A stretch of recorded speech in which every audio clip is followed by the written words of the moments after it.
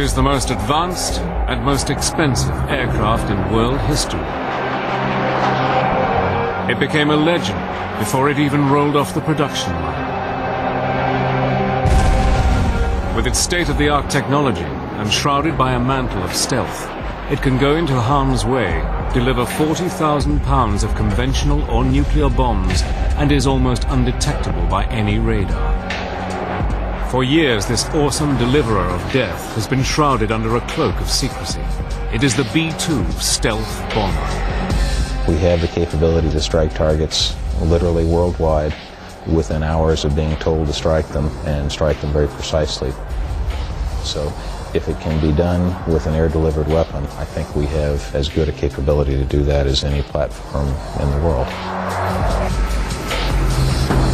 It still amazes me when I go out there, and you just feel proud to step out to that jet. You know, your nation's most expensive airplane, and they're trusting me to get out there and take off. It's awesome. Wherever and whatever target the US military wants to take out, the B-2 is called on to deliver its vast array of weapons with pinpoint accuracy. Using extraordinary archive film and color reenactments, Battle Stations goes where few have ever gone, right into the cockpit of the B-2 stealth bomber.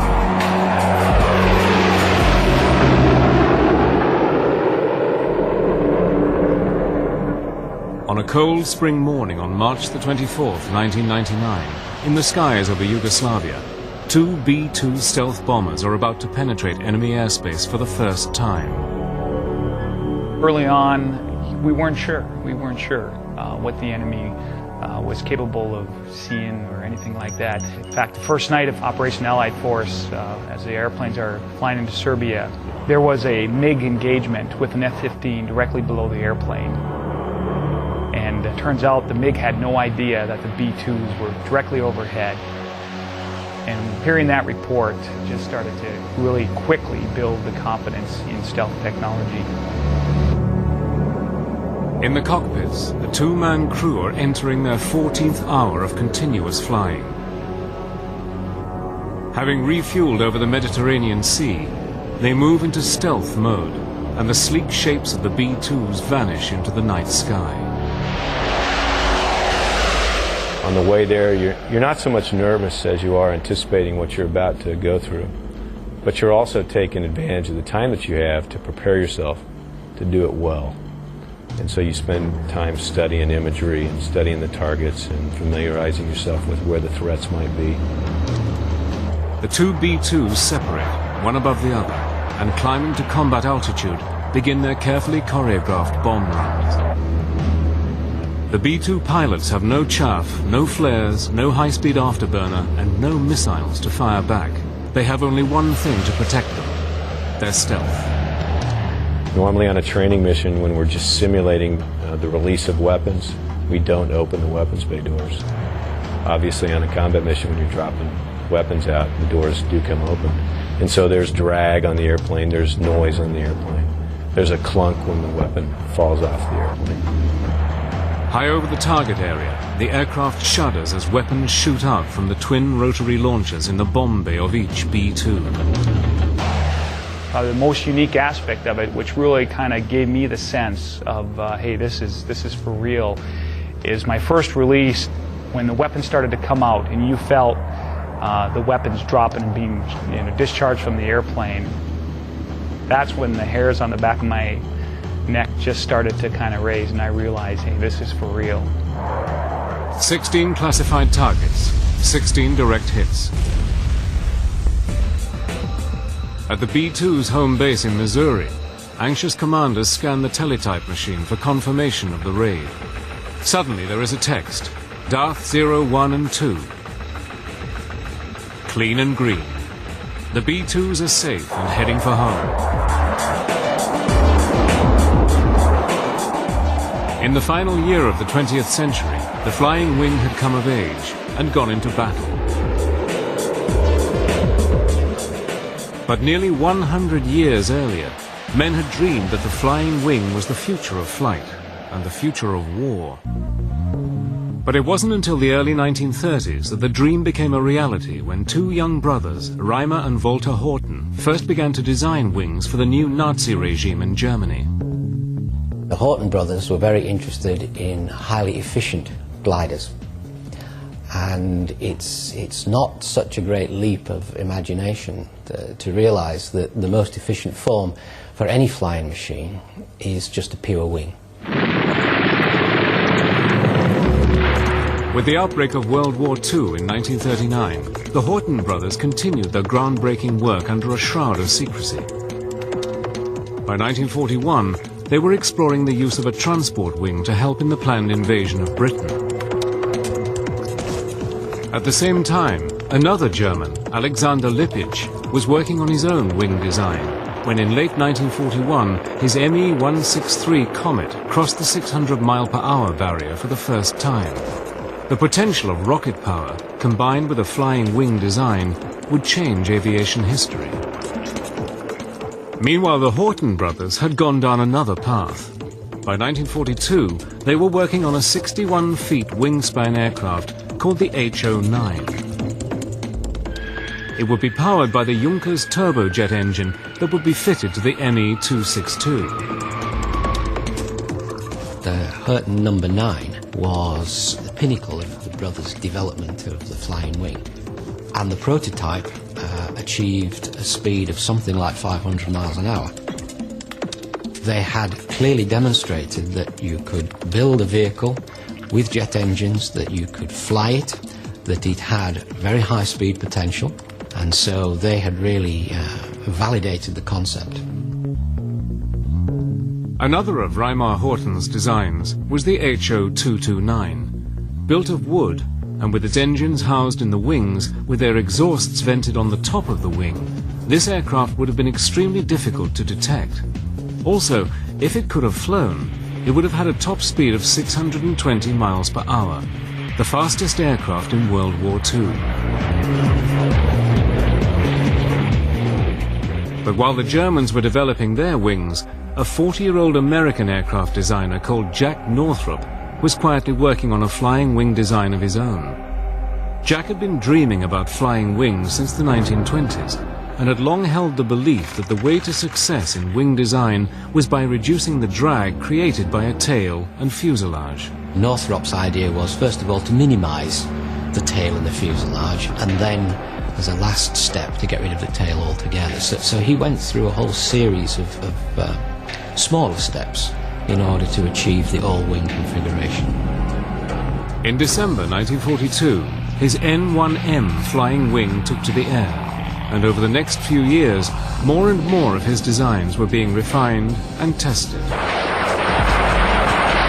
But by May 1945, the long and bitter struggle to defeat Nazi Germany was over.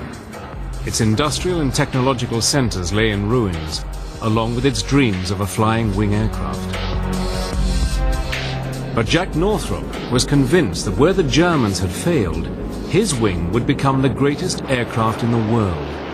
All he would need was the raw power to do it.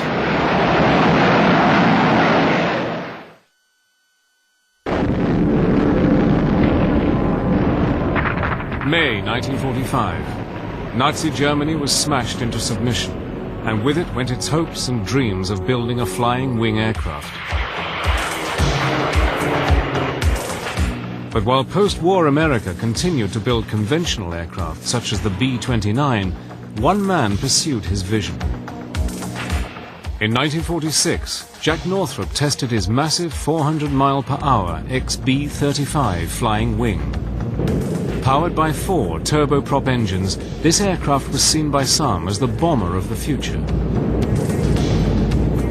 This was where Northrop's vision really started to take shape, because the XB-35 had a wingspan of about 60 meters. This is a big airplane, even by today's standards. Its problem was that whilst its top speed was about 400 miles an hour, its speed in long-range cruise was only 185 miles an hour. Northrop met this challenge when in 1947 he introduced his new YB-49. Powered by 8 Allison jet engines, this 172 feet wingspan Goliath was capable of flying at over 500 miles per hour at a ceiling of 40,000 feet. Jack Northrop had taken the American flying wing off the design boards and into the air. Now a preview of the flying wing transport of tomorrow. Jack Northrop's vision for his flying wing was not just as a bomber. He also saw it as a passenger aircraft. Because the wing could carry far greater loads than conventional aircraft, his airliner would be capable of carrying 80 passengers with an observation lounge and an ability to fly across America in 4 hours. But the YB-49's days were numbered. Although years ahead of its time, it was incredibly difficult to fly, and without computers to help control it, the US Air Force felt that as a bomber, it was too unstable and dangerous. In late 1949, and in an unprecedented decision, the US government ordered that all Northrop's YB-49s were to be destroyed. The flying wing looked destined to be confined to just a footnote in history. From the Air Force's point of view, I don't think you could quibble with the decision they made on the day, given the vehicles that were on the table in front of them. But the destruction of the first flying wing came at a perilous time in history. Relationships between East and West were rapidly deteriorating, and the Cold War was heating up. The world was entering a new era of nuclear power and nuclear testing. The Soviet Union had built up a huge arsenal of weapons, and the West responded. In a policy that was known as MAD, mutually assured destruction, the heavy bomber was seen as the first line of attack. SAC, Strategic Air Command, put into place a global system called Operation Chrome Dome, in which massive B-52s would constantly patrol the Earth, ready at a moment's notice to fly to any target deep within the Soviet Union and attack. But SAC was also alarmed at the Soviet Union's new improved radar and SAMs, surface-to-air missiles. SAC was determined not to let its giant B-52 bomber fleet become sitting targets for the Soviet Union. It became apparent that any bomber aircraft that had to penetrate Soviet airspace was going to have to run a layered gauntlet of air defense missiles that could shoot down aircraft no matter how high or how low they were flying. The only way to evade Soviet air defense missiles was to fly so high that you're never going to hit a target with your bomb.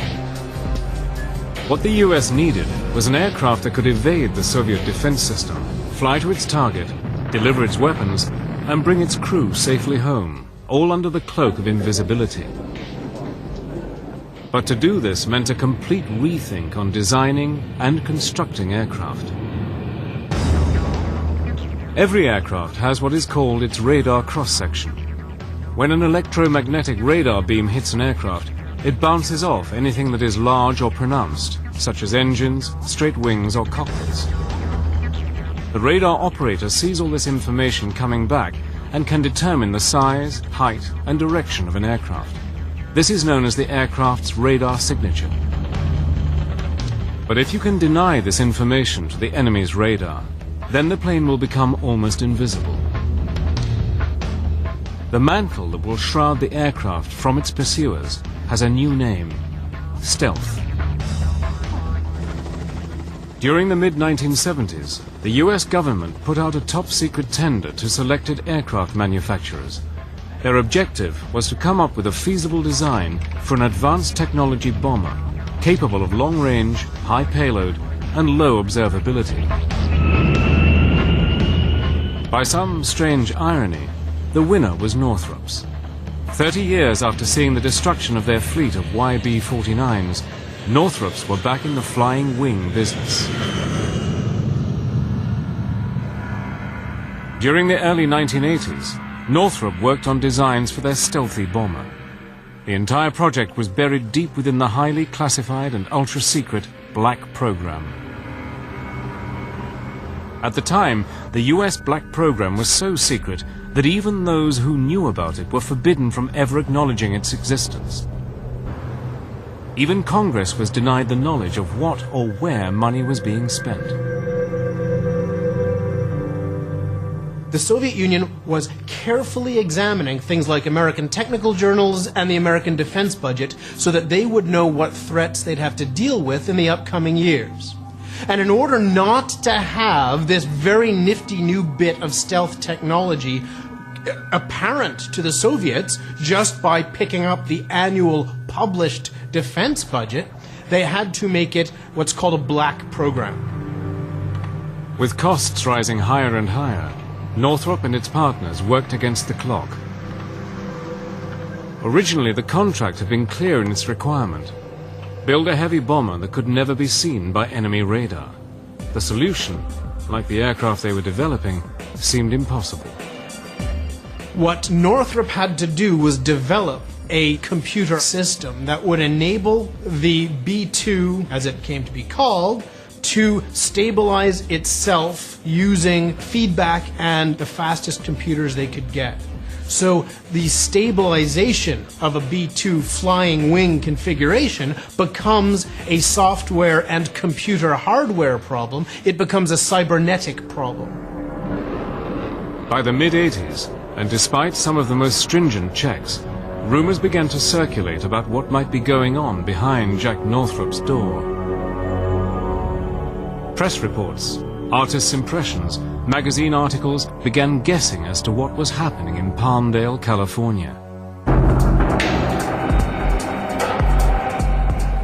Finally, Northrop unveiled its new aircraft on November the 22nd, 1988, when it was rolled out of its hangar before an astonished crowd. Called the B-2, the experts were staggered at this radical new aircraft.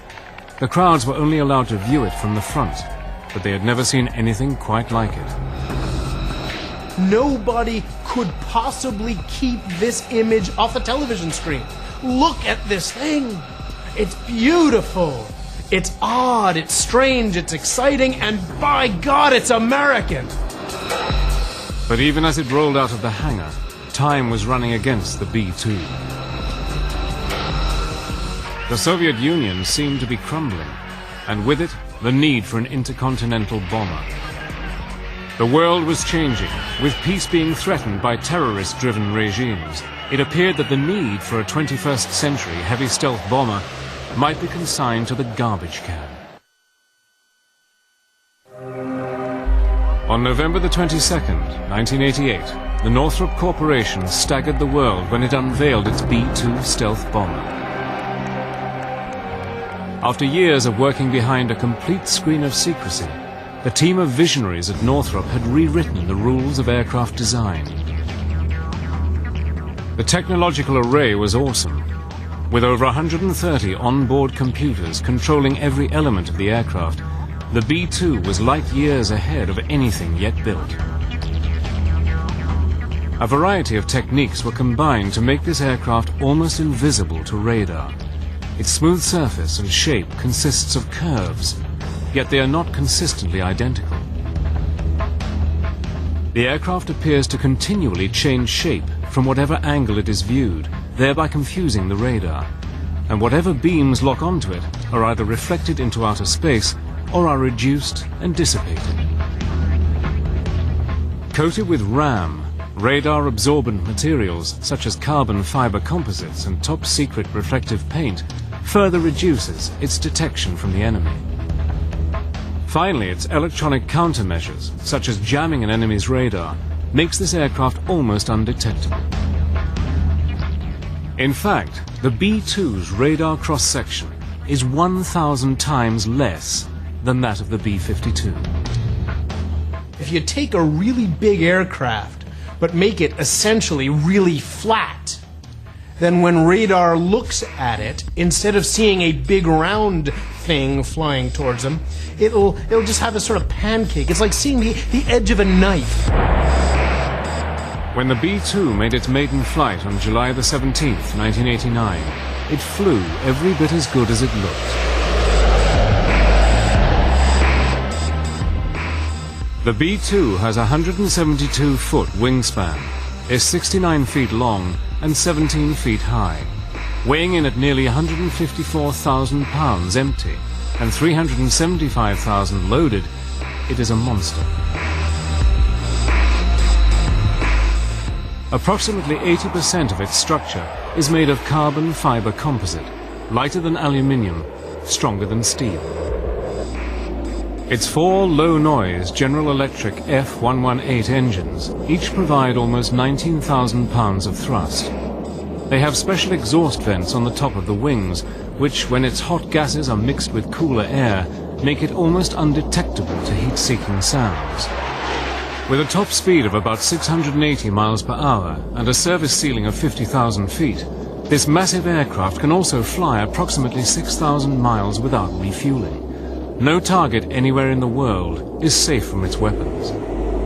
And the amount of weapons it can carry is awesome. 40,000 pounds of conventional, laser-guided or nuclear bombs and missiles. The airplane can carry a variety of weapons, almost anything in the Air Force inventory. Our primary weapons, though, are the guided munitions. Our bread and butter is the GPS-aided JDAM, the Joint Direct Attack Munition. We can carry that in several flavors. The 2,000 pound is the most common. We do have the 5,000 pound GPS-aided munition. We have a few of those left, and we're getting some more. And we can carry some standoff guided munitions, the Joint Standoff Weapon, the JSOW. By the 1990s, the top-secret B-2 began to enter service, but it would take on a completely different role than planned as an answer to Soviet aggression. The Soviet Union finally crumbled in December 1991, and with the collapse of the Iron Curtain, the new B-2 had an uncertain future. Originally, 132 B-2s were to have been built, but Congress wanted cutbacks, and with the B-2 costing almost $2 billion each, something had to go. It was decided that only 21 B-2s would be built. The B-2 is designed to penetrate the airspace of the Soviet Union undetected. Once the Soviet Union is no longer there, you don't need a big fleet of bombers designed to deliver nuclear weapons to a state that doesn't exist anymore. As the B-2s began to come off the production line, with them came a new breed of aviator. Based at Whiteman Air Force Base in Missouri, the B-2 squadrons became home and schoolhouse for all crews who would fly the very latest in bomber technology. But the first hurdle many must cross is the initial impression of this secret aircraft. Just the shape of the airframe, the glass cockpit, the displays, and the amazing contributions that some very smart engineers made to make that plane possible. And just looking at it fly was pretty amazing. It's just an incredible marvel to see something of such an unorthodox shape. It's almost an eerie sense of awe that you get when you see that aircraft flying.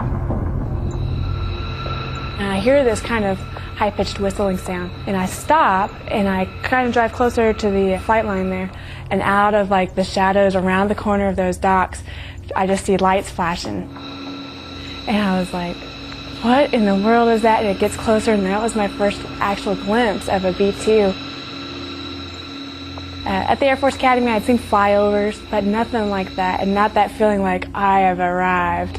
It was pretty cool. And to be part of the B-2 program requires an elite caliber of pilot. We look for aviators who have proven that they are among the best aviators we have in our Air Force. And then we spend a lot of time training them to understand the stresses of long-duration flight, to be able, as a two-person crew, to operate in that tactical environment and to respond to the kinds of taskings that we get. Most of the pilots that fly the B-2 are unique in their own regard. You have to have somewhat of the thirsting desire to come fly an advanced weapon system like the B-2, but you also have to have the desire to fly extremely long missions anywhere on the planet.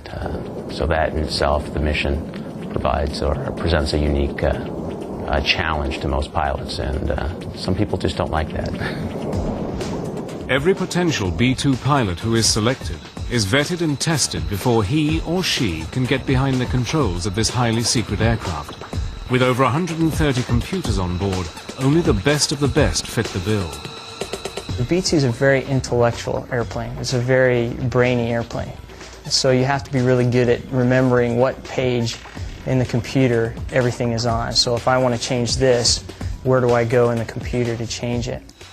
B-2 training is longer than a lot of other aircraft. Now, most of us come from other airplanes. I came from a fighter. We've got guys here from cargo planes and tankers and trainers and other bombers.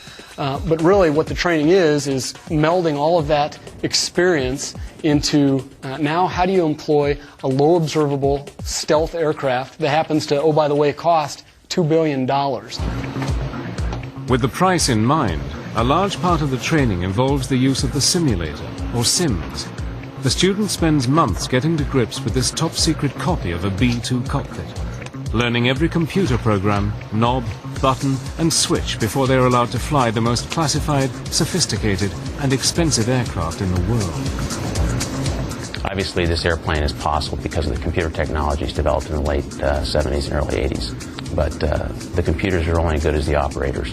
As they say, garbage in, garbage out. So if you don't properly program the computers on the jet, or if you don't properly integrate with them while you're airborne, you may run into some trouble. But the human interface is really what makes it effective and deadly. During the entire academic course, it's peppered with sims. They range from 2-hour sims to 4-hour sims. The 2-hour sims are really just so you can get used to pushing all the buttons there are to push. The 4-hour sims are more logically sequenced as a flight, where you take off, you go practice air refueling in the sim, and then you practice some bombing runs, and then come back and you do approaches. So they give you a good building block on the aircraft before you move into actually what your job is, so that you have a sound knowledge as a pilot about the plane first, and then you go and become a warrior. That's pretty cool. Because the simulator is so intensive and realistic, and because the B-2 is a global warrior, the crews are trained to stay in one for as long as an actual mission might last. Those first simulators are all 4-5-hour sims. You eventually do a 24-hour simulator, and you really get to know what it is like, what flying the B-2 is about. It is not about getting out there, yanking and banking, sweating, pulling G's. It's about capably managing the systems to most efficiently drop on the targets that you've been assigned, and then bring the jet home safely. You know, I'm not going to end up with the bill, but Uncle Sam is if something happens, and you want to be the best steward of this resource that you can. But sometimes pushing that resource in a simulator can also mean pushing yourself to the limit. We flew a simulator for 44.4 hours, and I believe at the time it was a U.S. record for a simulator flight. We actually stayed inside the compartment for the entire 44 hours and conducted our training as if we were really on a combat mission. It's a very important part of our combat capability at Whiteman, and so it was excellent training for that. After spending months of practice in the simulator, the students will finally get their chance to actually fly a B-2. But for many of these pilots, it will also be the first time that they take the aircraft into harm's way and go to war. By the mid-1990s, the first U.S. Air Force B-2 stealth bomber pilots have completed their training and are ready for the real thing. After months spent in the simulator, they head up for their first flight. That's amazing. It is amazing. Sometimes you forget you're even in an airplane. You have to look out the wing and go, this is actually, there's still an airplane here, because there's no, there's nothing out in front of you as far as a nose. And it's just a wonderful, wonderful aircraft. It's truly an awesome experience when you get the rumble of the engines as you're going down the runway and you rotate that initial liftoff.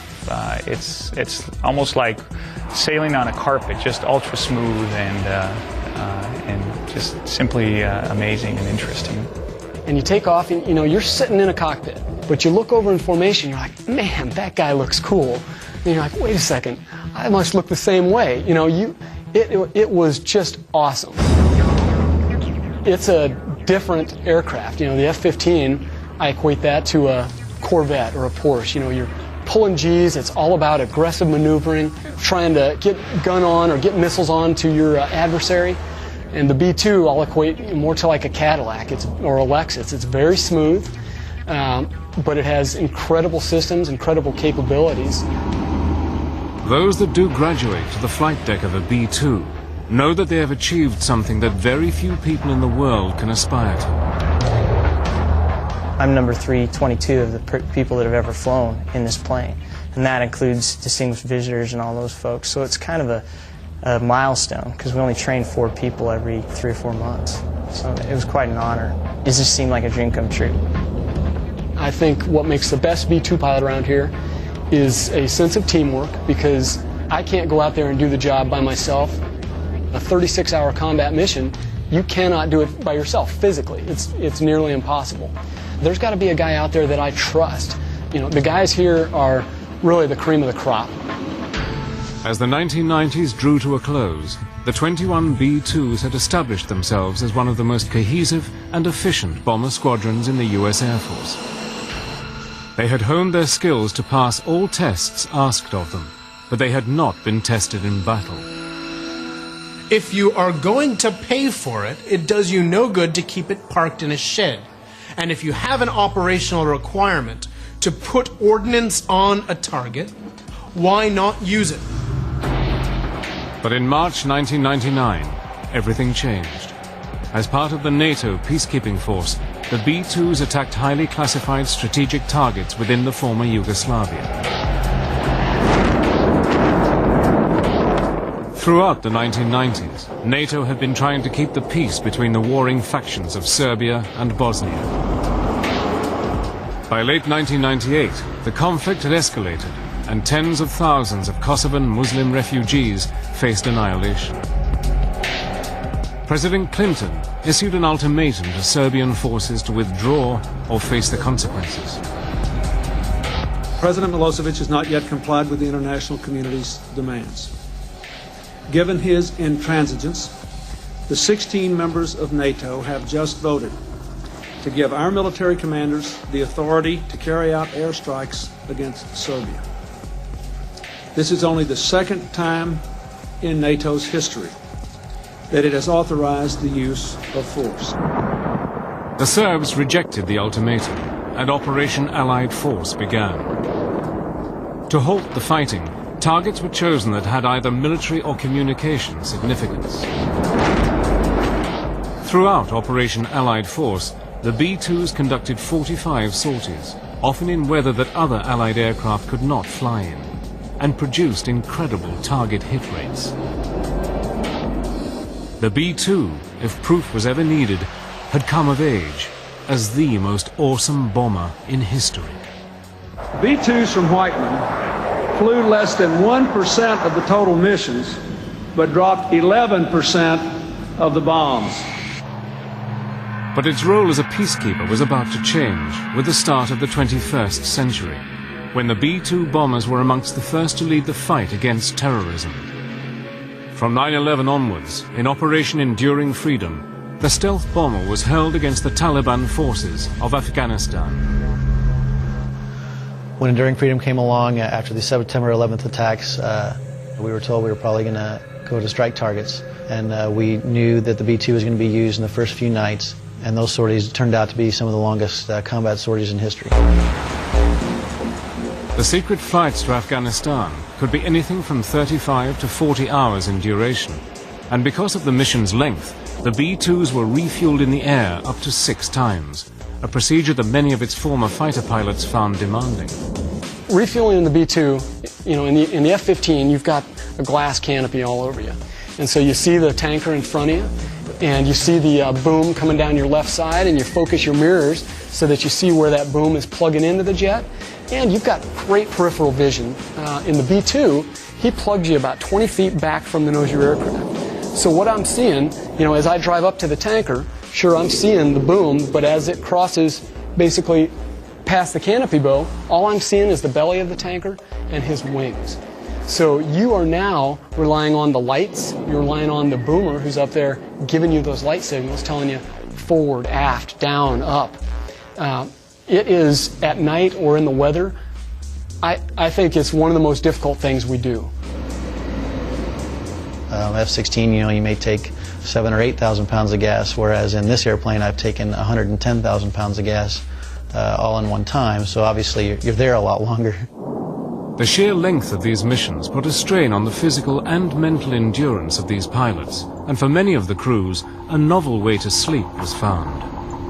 We ended up going down to the local Walmart store and purchasing Chase loungers, and we ended up laying those out, elevating ourselves 6 to 12 inches above the floor, and it also just caused the vibrations that you normally sleeping on the floor would feel to just kind of be mitigated, and allowed you to get what we called power naps. We kind of learned that if you can get yourself in a normal circadian rhythm cycle, sleep cycle of about 3 to 4 hours, you would find yourself well rested for the next 6 to 8 hours, and that really helped us overcome the fatigue factor of flying those long duration missions.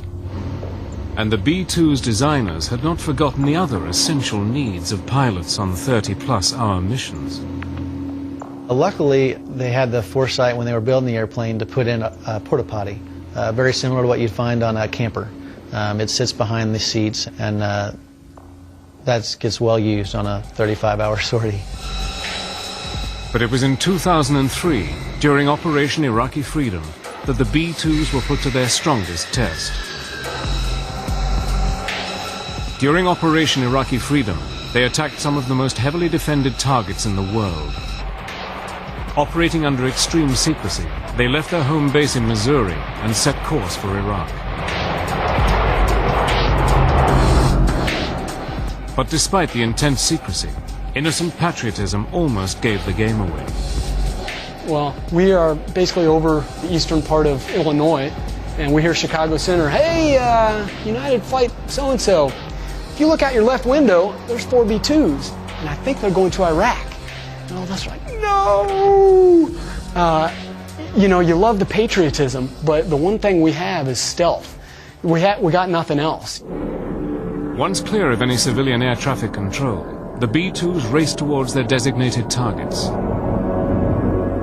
It was game on, and the only control they then had was from their military commanders, ready at a second's notice to change their attack coordinates.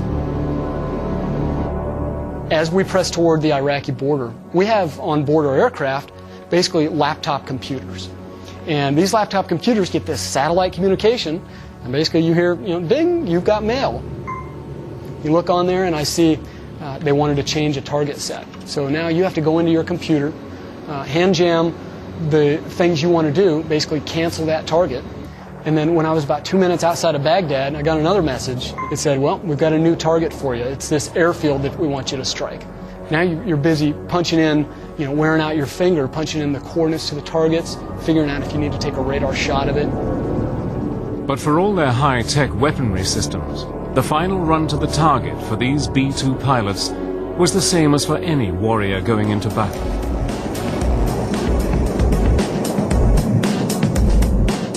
You cross into Baghdad, and the eerie thing is, it looked, in all of Iraq, really, looks like flying over the Midwest USA. There's lights on, there's, streets coming out of it.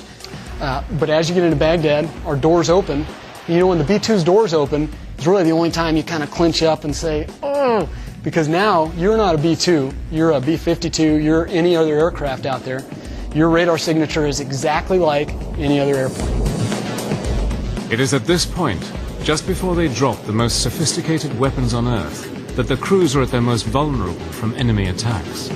That's the time you're hoping and praying that your stealth technology works. The time it takes for those weapons to fall, we're just basically kind of looking out the side, figuring out if there's any enemy stuff happening. Once the weapons hit, we didn't see a lot of missiles shooting up prior to that, but once the weapons hit, looking over our left and right shoulders, missiles are going up like crazy, AAA missiles. They know somebody's out there because they just got bombed, and then you're just pressing to your next target. There's really no time to be afraid that one of them's coming after you. You watch them, and a couple times you're like, what's that one doing? Oh, it's not going for us. And then it was on the way out. Having delivered their weapons, the B-2s make the long flight back to base. Now in their 20th hour of continuous flying, the pilots look forward to one sound that makes it all worthwhile. An American voice welcoming them back home.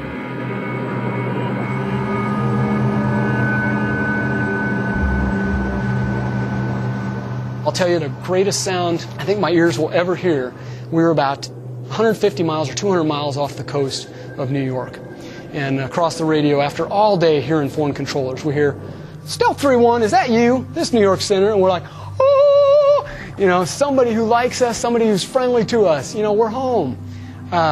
So we asked Center if we could be vectored over Manhattan, basically over the site of the World Trade Center, Statue of Liberty. And what an awesome sight. And I'll tell you right now, I've got goosebumps right now thinking about it. Looking down our wings at our stealth bombers in formation there over New York Center at the site of a tragedy from a couple years prior, knowing that you've been sent out by your nation to do something. You went out and did your best. You took care of the job you were at least asked to do. And now you're back on friendly soil. In today's modern digital battlefield, all units can be controlled and directed from a central area or command post. From anywhere in the world, military planners can see an overview of a fast-changing scenario, and at a moment's notice, a target can be changed, a new course set into the computers, and weapons headings and destinations changed at the click of a computer key.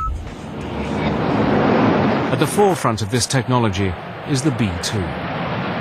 It's actually leading edge, and we now have the capability of doing secret or TS, essentially Microsoft email in the aircraft, as well as global worldwide communications with the voice SAT systems. It's unique. Included within this digital battlefield is the B-2's capability as a nuclear strike platform, a responsibility that the B-2 crews are acutely aware of. We don't fly around on our training missions with real nuclear weapons on board. We just don't do that for surety and safety reasons. But we train to that capability, and there's a big difference between operating with conventional weapons and nuclear weapons. I'd say for all the B-2 pilots, that's the last thing you hope for, is a sortie to go drop nuclear weapons. Really, you want to be trained in it, but you want to be so well trained that the enemy knows you'll use them, and so you never have to use them. The B-2 is the cutting edge of technological warfare. Its ability to use stealth and its enormous range to reach any target unchallenged is second to none. In a network-enabled world, having a platform with that longer range, that is that hard to detect, and that can deliver a precision-guided munition onto a target, can be a nice golf club to have in the golf bag. So certain of its contribution to modern conflicts, the US Air Force has the B-2 on its books until 2040. A belief that this 21st century warrior will be more than capable of delivering weapons of the future against enemies not yet known. There are weapons that haven't even been envisioned yet that I'm sure we'll be able to carry on this airplane 20 years from now. I think the things that you'll hear in 2040, if that's the date of the announcement of what it did when it lived, is yet to be written. Every day I go out there and fly it, it's a challenge. And sometimes I just have to sit back and go, wow, I can't believe I'm flying a B-2. Because you're just busy and you're having a good time. It's wonderful, wonderful job. I'd pay to do this.